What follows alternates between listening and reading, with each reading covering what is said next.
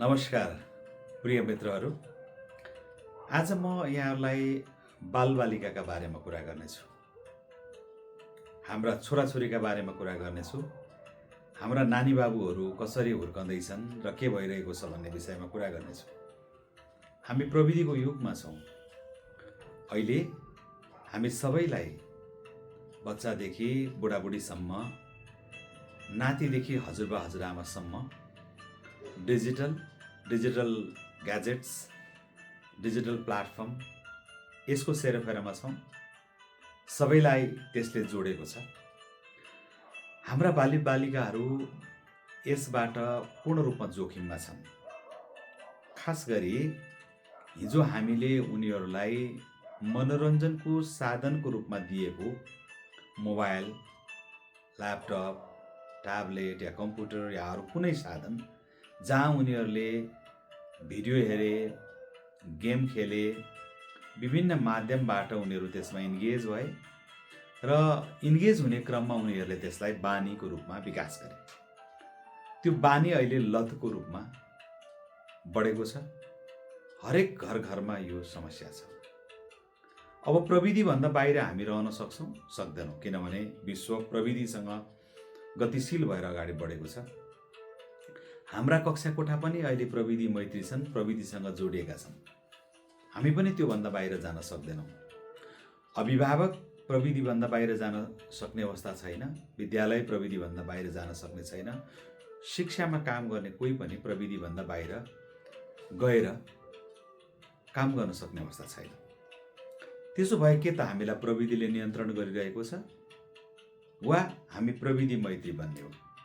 यो महत्त्वपूर्ण विषय हो। त्यसकारणले हिजो हामीले हाम्रा नानी बाबुहरूलाई हुर्काउँदै गर्दा, हामीले हाम्रो समयलाई प्रयोग गर्दै गर्दा हामीलाई नानी बाबुहरूले कतिपय ठाउँमा डिस्टर्ब नगरून् अथवा उनीहरू खुसी हुन् अथवा उनीहरूलाई इन्गेज गर्न सकियोस् भनेर हामीले जुन प्रविधि दियौँ नि, आज त्यसले हामीलाई समस्या सिर्जना गरेको छ। अब यसबाट बाहिर आउनका निम्ति विद्यालय र अभिभावक मिलेर काम गर्न जरुरी छ। नानीहरूलाई एउटा स्क्रिन टाइम तय गरेर रुटिन बनाएर हामीले अगाडि लिएर जान सकेनौँ भने ठुलो समस्या निम्तिरहेको छ र हामी त्यसमा फँसिरहेका छौँ। यो प्रविधिको लतमा फँसेका बालबालिकाहरू समाजबाट टाढा हुने, घर परिवारको संवादबाट टाढा हुने, घरका काममा रुचि नदेखाउने, उनीहरू समाजसँग अन्तर्घुलन नगर्ने, परिवारसँग संवाद गर्ने, परिवारका गतिविधि र कार्यक्रमहरूमा रमाउने गर्दैनन्। रुममा बस्ने, ग्याजेट्समै रमाउने, मोबाइल, ट्याब या ल्यापटप भयो भने त्यसैमा रमाउने जस्ता गतिविधि हामीले देखिरहेका छौँ। यो लत हो। यसबाट हामीले बाहिर ल्याउनुपर्छ।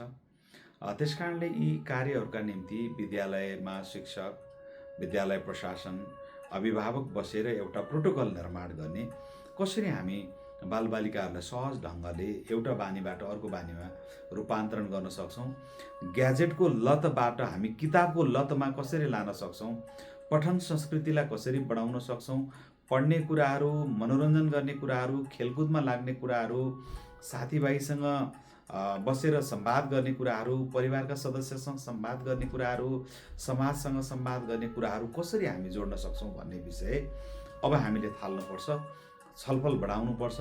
अहिले खास गरी हाम्रो जस्तो मुलुक जहाँ सामाजिक सञ्जाल को नियन्त्रण छैन, कुनै पनि उमेर समूहका व्यक्तिले, चाहे त्यो बालबालिका हुन् चाहे वयस्क हुन्, एउटै कन्टेन्ट एउटै प्लेटफर्ममा हेर्ने व्यवस्था छ, प्रयोग गर्ने व्यवस्था छ।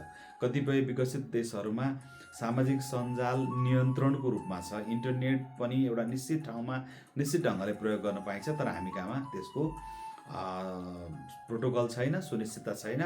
हामी जहाँ जसरी पनि प्रयोग गर्न पाउने भएको हुनाले एक प्रकारले भन्ने हो भने यो चाहिँ नि एउटा खुल्ला चौर हो, जो जति बेला जहाँ जसरी पनि आउन सक्छ, त्यो चौरमा खेल्न सक्छ भने जस्तो अवस्थामा हामी छौँ।